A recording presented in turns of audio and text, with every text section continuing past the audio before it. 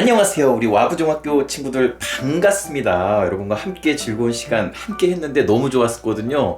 그래서 많이 환영해 주시고 뭐 이런 환영판도 만들어 주시고 좋은 질문도 많이 해 주셨는데 저희가 시간을 무려 3교시나 했는데도 이 질문에 답변을 다 못 드렸잖아요. 그래서 오늘 여러분들께 못다한 질문에 대한 답변을 간단하게라도 다 드리고자 합니다. 저를 이렇게 멋지게 그려주셔서 감사합니다. 저희 아이들이 보고 와 아빠랑 똑같다고 그러더라고요. 자, 우리 친구들의 질문. 이규찬 작가님 Q&A. 작가님 안녕하세요. 웹툰을 만드는데 얼마나 시간이 걸리나요? 네, 웹툰을 만드는 데는 일주일이 걸리죠. 일주일 동안 뭐 꽉꽉 채워서 웹툰을 만들기도 하지만 보통은 한 하루 이틀 정도는 좀 쉬면서 아이디어도 짜고 나머지는 뭐 스케치, 선 따고, 색칠하고 뭐 이런 작업들을 해서 마무리하는데 일주일 정도가 걸립니다. 웹툰의 작업 과정이 궁금하다고? 웹툰을 만드는 뭐 과정 다 아시면서 일단 뭐 구상하고 스토리 짜고 글 콘티라고 해서 자기가 그릴 만화의 내용을 이제 간단하게 콘티로 구성을 합니다. 그 내용을 이제 장면 스케치를 한 후에 이 스케치를 다시 좀 더 정성을 들여 그려가지고 색칠하고 글씨 넣고 효과 넣고 그리고 나서 마무리를 하는데요. 정말 글과 이 그림 그리고 이 여러 가지가 합쳐져 있는 마치 음악으로 치면 오케스트라 같아요. 그래서 우리 친구들이 만화 웹툰 그리는데 관심이 많으시다면 관련된 여러 가지를 한 번씩 경험해 보시면 좋겠다 이런 생각이 듭니다. 재미있는 스토리는 어떻게 짜나요? 재미있는 스토리는 어떤 소재에서 주는 재미도 있지만 어떤 소재를 갖다 쓰더라도 이제 작가가 그것들을 응용하고 변형하고 그러면서 더 재미있게 만들어내는 것이 가장 중요하다고 생각을 합니다. 그래서 우리 친구들이 어떤 사물을 바라볼 때 좀 각도를 달리해서 우리가 역발상이라고 하잖아요. 나의 입장에서 이야기를 푸는 것도 중요하지만 상대방의 입장에서 이야기를 푸는 그런 시도를 해보시면 상당히 좋은 아이디어를 많이 얻을 수가 있거든요. 자, 다음 질문 또 보겠습니다. 웹툰을 그릴 때 사용하는 앱이 무엇인가요? 저는 포토샵이라는 프로그램을 사용하고 있는데요. 요즘 작가님들은 클립 스튜디오 그리고 아이패드 쓰시는 분들은 뭐 프로크리에이터라든지 메디방이라든지 이비스 페인트 뭐 이런 프로그램도 물론 사용은 하시지만 아무래도 클립 스튜디오를 가장 많이 사용하고 있는 것 같습니다.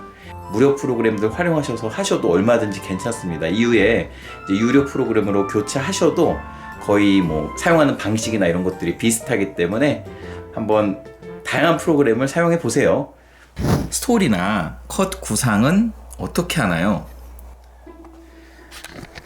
스토리와 컷 구상에서 가장 중요한 건 한 장면에 들어가는 내용입니다.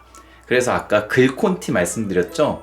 약간 말하자면 뭐 대본 같은 형식이라고 할 수 있는데 이 글 콘티를 짜면 이게 어느 곳에서 어떻게 나눠야 될지 이런 칸수라든지 이런 것들이 나오고 또 중요한 칸은 좀 비중을 둬서 넓게 쓰는 게 좋겠죠. 그런 식으로 저희가 분배를 많이 합니다. 웹툰을 그릴 때 가장 힘든 것은? 네, 일단 퀄리티를 높여서 그리려고 하면 상당히 힘이 들겠죠.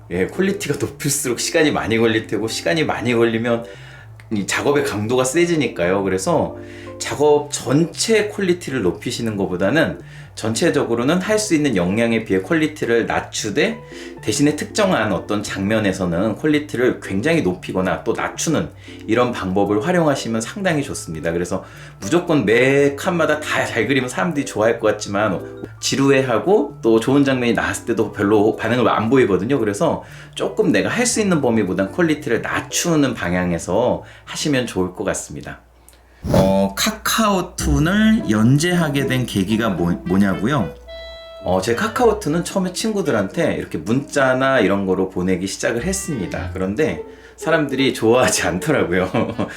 생각해보세요. 여러분 친구나 아는 분들에게 명언이나 좋은 말들이 왔을 때 정말 그게 가슴에 와 닿던가요? 보고 느끼는 거는 사람들이 좋아하니까요. 그림을 좋아하고 그러니까 볼 수 있도록 만든 게 카카오툰이었어요.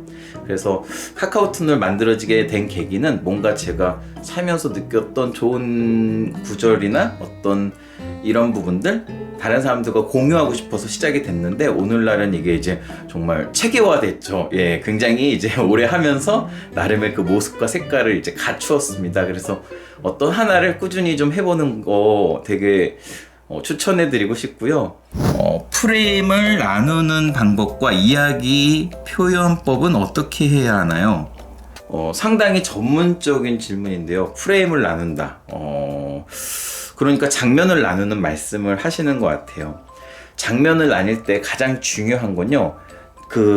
거기 등장하는 이제 캐릭터가 하는 말이나 어떤 상황이나 이런 소리에 맞게 나누는 게 되게 중요하죠. 만화가 눈으로 읽지만 실제 그 소리를 우리가 듣는 것처럼 느끼잖아요. 이야기 표현법이라는 거는 무슨 말인지 제가 잘은 이해가 안 되는데 이야기를 뭐 잘 전달하는 방법 이런 말씀인 것 같습니다. 기본적으로 이 글쓰기가 아주 중요하고요. 그냥 글쓰기가 아니라 그 캐릭터의 어떤 말투, 뭐 화법이라든지 뭐 이런 성향들 있잖아요. 우리가 말을 할 때. 근데 이게 각각 다 다르거든요. 그런 것들을 표현하는 게 상당히 어렵습니다. 뭔가 내가 사투리를 쓰는 뭐 부산 남자의 이야기다 그러면 제가 서울 사람인데 이제 부산 남자 사투리 공부를 해야 되잖아요. 안 그러면 그게 제대로 전달이나 표현이 안 되잖아요.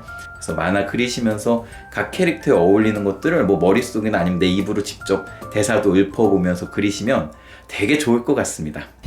인체를 그릴 때 주의해야 할 점이 있나요? 인체 그리기 할 때 가장 중요한 건요. 얼굴과 몸통을 더한 길이가 기본적인 다리의 길이라는 겁니다. 거기서 다리를 조금 더 길게 하면 롱다리, 짧게 하면 숏다리. 팔의 길이는 몸통의 길이와 거의 이제 유사한데요. 손도 팔이 몸통보다 길어지면 롱팔, 짧아지면 숏팔.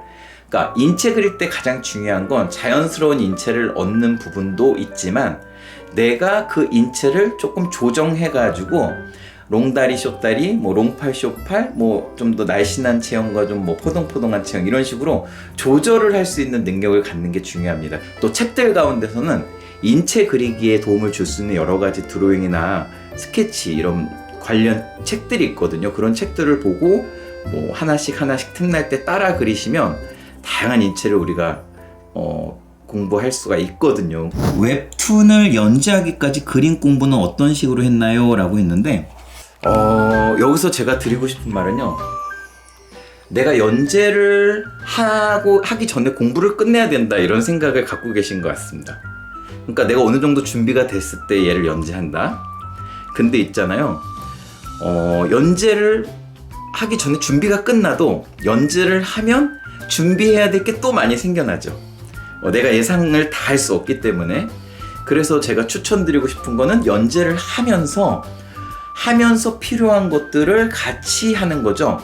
그러니까 준비를 한 후에 연재를 하는 게 아니라 연재를 해 나가는 가운데서 계속 준비하고 보완하고 채우는 이 과정이 더 중요합니다. 웹툰 작가의 장단점. 웹툰 작가가 돼서 가장 좋았던 점은요. 아무래도 이렇게 여러분들이 저를 좋아해 주시잖아요. 웹툰이 또 인기가 많고 요즘 웹툰 작가들이 무슨 연예인 같은 대우를 받고 있고 저는 또 웹툰도 그리지만 강연 활동이나 다른 여러 가지 활동을 하면서 되게 사람들이 저를 친절하게 대해주세요. 되게 뭔가 훌륭한 일을 하는 사람이 된 것 같은 느낌? 그런 대우받는 느낌이 되게 좋은 것 같고요. 좀 단점이라고 하면 외롭다. 그게 무슨 말이냐면 내가 하는 것들에 대해서 누가 같이 고민해 주거나 같이 해결해 주거나 이런 부분이 참 적은 것 같아요. 그림이 그리기 싫어질 때는 어떻게 극복하나요? 일단은 좀 안 그리는 게 좋고요. 안 그릴 수 있을 때까지 안 그리고 이제 그려야 되겠다는 생각이 들면 그리는 방법이 있고요. 실제 작업을 하기 전엔 그게 그렇게 싫거든요. 진짜예요. 근데 막상 그림을 그리면 되게 몰입돼요.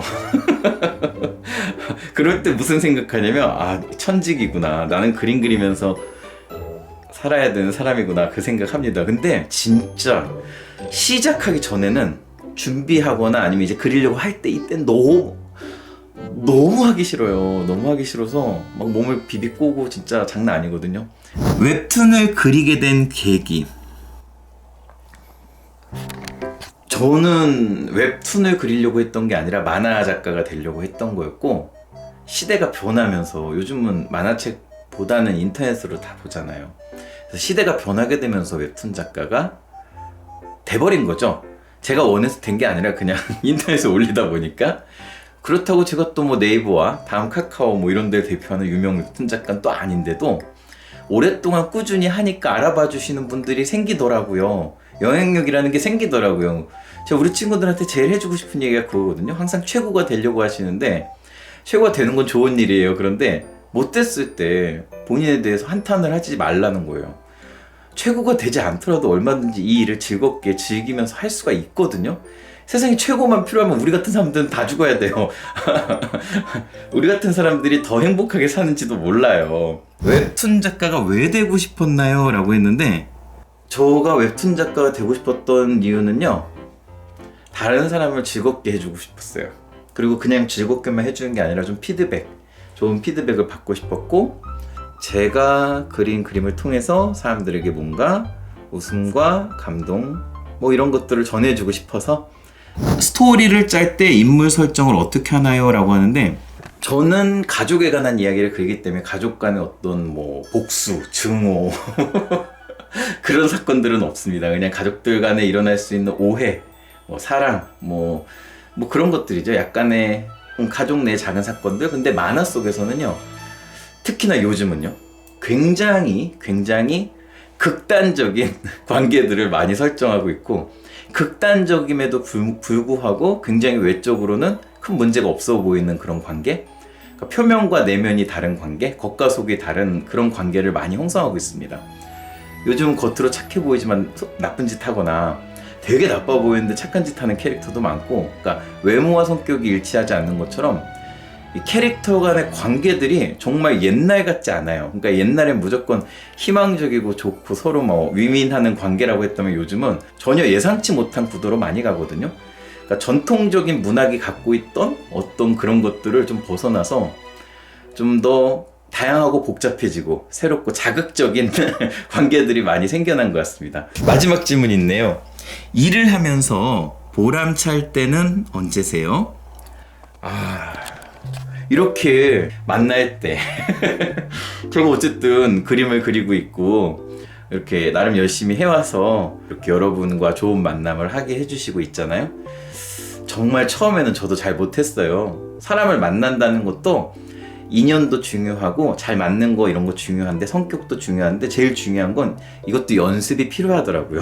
그러니까 좋아하는 사람이 있으면 막바로 만나서 그냥 실수하기보다는 나름 다른 데서 연습을 좀 하고 그분과 대화를 하면 실수를 좀 줄이고 호감도 얻고 점수도 딸 수 있지 않나 그런 생각을 해보거든요. 제가 지금 연습 없이 이거 촬영을 해서 도대체 무슨 말을 어떻게 할지 잘은 모르겠거든요. 근데 아마 우리 친구들이 보시고 좋아하실 것 같아요. 왜냐면은 저 질문해 주신 거 하나도 안 빠지고 다 해드렸으니까. 이런 경우는 별로 없으니까. 왜냐면 그동안은 질문답분 하면 무조건 몇 개만 선택해서 해드렸거든요. 저는 사실 얼마 전에 교통사고가 났었어요. 좌회전 깜빡이를 켜고 정차 중이었는데 멀리 뒤에서 택시가 달려와서 제 차 뒤를 박고 전복이 되었습니다. 차가 많이 망가졌고 이제 저도 좀 몸 상태가 여러 가지 뭐 후유증이라든지 이런 것들이 나타나고 있어서 병원 치료도 매일매일 열심히 받고 있어요. 제가 사고 얘기는 하지 않았지만요, 제가 사고가 난 이후로 어떤 생각이 들었냐면 자칫 잘못했으면 정말 여러분을 못 볼 수도 있었겠구나. 우리 가족들도 우리 엄마도 그 차가 이제 부딪히면서 뒤집히면서 제가 살았어요. 그 차가 만약에 그대로 밀고 들어왔으면 정말 많이 다치거나 큰일 날 수 있었거든요. 그래서 하늘이 저를 구했구나 그런 생각도 들었고 운이 좋았구나 이런 생각도 들었습니다. 여러분 인생은 운이랍니다. 근데 운빨이 날리려면 그래도 뭔가 좀 준비가 되고 내가 노력을 하는 가운데서 이 운빨도 오는 것 같습니다. 그래서 우리 친구들이 무언가 지금 내가 할 수 있는 일들을 찾아서 열심히 노력하고 계신 걸로 알고 있는데 좀 더 힘내십시오. 제가 여러분과 만남에서도 말씀드렸지만 진짜 좋은 것들은 인터넷보다 책 속에 많이 있더라고요. 책을 그동안 너무 억지로 읽어서 책을 멀리하고 사실 책을 미워했는데 진짜 좋은 것들이, 진짜 나에게 필요한 것들이 책 속에 있었더라고요. 그래서 저는 우리 친구들이 도서관이나 또 여러분들이 좋아하는 책을 가치를 좀 두면서 살았으면 좋겠어요. 앞으로 책 더 사랑해 주실 거죠? 가까이 하실 거죠? 억지로 읽는 책 말고요. 여러분들이 좋아서 읽는 책을 찾으세요. 알았죠? 이규찬 웹툰 작가의 만남. 이렇게 우리 와부 중학교 친구들과의 만남을 마무리하면서 제가 블로그에 후기도 썼고 또 질문에 대한 영상도 찍어보았습니다. 여러분들에게 좋은 일이 가득하길 바라고, 여러분 12월 건강하시고 2022년 마무리 잘하시고 다가오는 2023년 행복하시길 바랍니다. 우리 친구들 다 잘 될 거예요. 화이팅! 다음에 또 만납시다. 안녕!